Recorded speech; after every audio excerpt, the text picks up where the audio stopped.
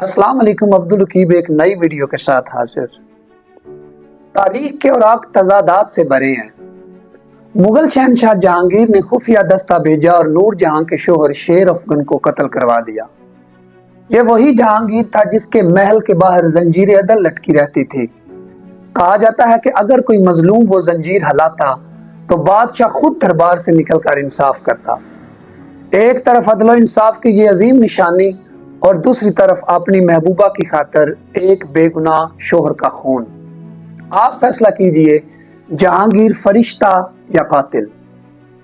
शाहजहां को देख लें, मोहब्बत का ताजमहल बनाया, वो संगे मरमर का ख्वाब जो दुनिया आज तक हैरत से देखती है। लेकिन यही शाहजहां तख्त पर बैठते ही अपने भाइयों और तमाम मुमकिन वारसों को कत्ल करा गया ताकि इक्तदार पर कोई साया ना रहे। एक तरफ मोहब्बत की यादगार तो दूसरी तरफ खून से रंगी हुई सियासत। तो सवाल ये है कि हम शाहजहां को किस खाना में रखें, इश्क के खाना में या संग दिली। औरंगजेब की कहानी और भी हौलनाक है। वो अपनी रोजी टोपियां सीने और चटाइयां बुनने से कमाने वाला जाहिद बादशाह था।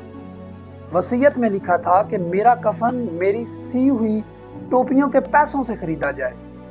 यहाँ तक कि बादशाही मस्जिद लाहौर की बुनियाद रखते वक्त औरंगजेब ने कहा, बुनियाद कोई ऐसा शख्स रखे जिसने होश संभालने के बाद फर्ज नमाज तो दरकिनार तहज्जुद भी ना छोड़ी हो। जब कोई सामने ना आया तो औरंगजेब आलमगीर ने कहा, अल्हम्दुलिल्लाह, मैंने तहज्जुद कभी नहीं छोड़ी। मेरी दिली दुआ है कि रब करीम औरंगजेब आलमगीर को इन नेकियों का अजर दे। लेकिन यही औरंगजेब अपने भाई दारा शकू को गिरफ्तार करता है, उसके जुलूस को हाथियों पर जिल्लत अमेज अंदाज में निकालता है और फिर उसकी आंखें दहकते हुए सुर्ख लोहे की सुलाखें उसकी आंखों में घुसवा देता है। आखिरकार उसे कत्ल करके सर दिल्ली भेजता है। यही नहीं, औरंगजेब ने अपने वालिद शाहजहां को भी कैद कर दिया। वो बाप जिसने ताजमहल बनाया, अपनी जिंदगी के आखिरी 8 साल किला आगरा के एक कमरे में कैदी बनकर गुजारे। कभी बेटे के रहम की झलक न मिली और वो बादशाह अपनी ही बनाई हुई ताजमहल को दरीचे से देखते देखते दुनिया से रुखसत हुआ।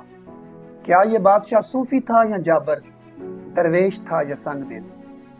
इंसान दरअसल एक अलमारी है, एक कोने में रोशनी और दूसरे में अंधेरा, एक दरवाजे में सखावत, दूसरे में जुल्म। लेकिन हमारी आदत है कि हम सिर्फ एक दरवाजा खोलते हैं और पूरे इंसान को इसी में कैद कर देते हैं। नतीजा, कभी हम हीरो की अंधी अकीदत में पड़ जाते हैं और कभी दुश्मन की अंधी नफरत में। इंसान को समझना शतरंज खेलने जैसा है। कुछ खाने सफेद हैं, कुछ काले। खेल इन्हीं दोनों से बनता है। अगर सिर्फ सफेद हो तो खेल खत्म, अगर सिर्फ काले हो तो भी खेल खत्म। इंसान की जिंदगी भी ऐसे ही है, रोशनी और साए दोनों साथ साथ। असल हिकमत यह है कि इंसान को कंपार्टमेंट्स में परखा जाए। सियासतदान को सियासत में देखें मगर घर की जिंदगी को अलग खाना माने। उस्ताद को इल्म में परखें मगर इखलाक में भी जांचें। गुलकार के फन को सराहें लेकिन उसकी निजी जिंदगी के साए भी नोट करें। यही इंसाफ है और यही बसीरत है। सोच कर देखिए, वो नमाजी जो हर वक्त पहली सफ में खड़ा रहता है, कारोबार में लोगों को लूट भी सकता है, और वो आदमी जो जुबान से सख्त और तल्ख है, शायद वही है जो यतीम के बच्चों की फीस चुपके से अदा करता है। तो अब असल अच्छा कौन और बुरा कौन? यही असूल बड़े बड़े नामों पर भी लागू होता है। हिटलर लाखों यहूदियों का कातिल था मगर जर्मनी की मईशत खड़ी कर दी, सड़कें बनाई और फैक्ट्रियां चलाई। चर्चिल दूसरी जंग अजीम का हीरो बना लेकिन उसके फैसले से बंगाल में कैद पड़ा और 3 मिलियन इंसान भूख से मर गए। गांधी जी आजादी के इस्तारा हैं मगर उनकी जाती जिंदगी में बरहम चर्चा के तजर्बात हमेशा मुतनाज़ा रहे। कायद आज़म रहमतुल्लाह अलैह मगरबी आदात के कायल थे लेकिन वही हमें पाकिस्तान दे गए। अब बताइए, ये सब लोग मुकम्मल अच्छे थे या मुकम्मल बुरे? याद रखिए, जो लोग आज भी किसी को मुकम्मल अच्छा या बुरा समझते हैं वो हकीकत में अक्ल की पहली सीढ़ी पर है। असल अक्ल ये है کہ ہم الماری کے تمام دروازے کھولیں، ہر خانے کو الگ الگ دیکھیں، تبھی پورا انسان سامنے آتا ہے۔ ایک راز اور سن لیجئے، اگر آپ کسی انسان کی نیکی کو اس کی برائی پر ترجیح دینا سیکھ لیں تو یہ دنیا اچانک حسین ہو جائے۔ جیسے باغ میں کانٹے بھی ہوتے ہیں، مگر اگر آپ پھول پر توجہ دیں تو خوشبو ہی یاد رہتی ہے۔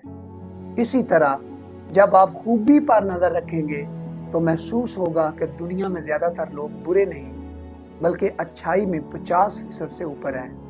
بانو قدسیہ کیا خوب فرماتی ہیں کہ دنیا میں اچھائی یا برائی کا کوئی معیار نہیں، ہر شخص اپنی ذات کو مرکز مان کر اچھائی اور برائی کا گراف بناتا ہے۔ میں یہ چاہتا ہوں کہ ہم تاریخ سے، ماضی سے کچھ اسباق سیکھیں اور مستقبل کو بہتر بنانے کے لیے، اس دنیا کو پہلے سے بہتر کچھ دینے کے لیے بچوں کو یہ سکھائیں کہ ہمیں تاریخ سے بہترین سبق سیکھنے چاہیے اور کوشش یہ کرنی چاہیے ہم تاریخ نہ پڑھیں بلکہ خود تاریخ بنیں۔ والسلام۔ اگر آپ کو یہ تاریخی ویڈیو پسند آئی ہے تو میرے چینل کو سبسکرائب کیجئے، لائک کیجئے اور شیئر کیجئے۔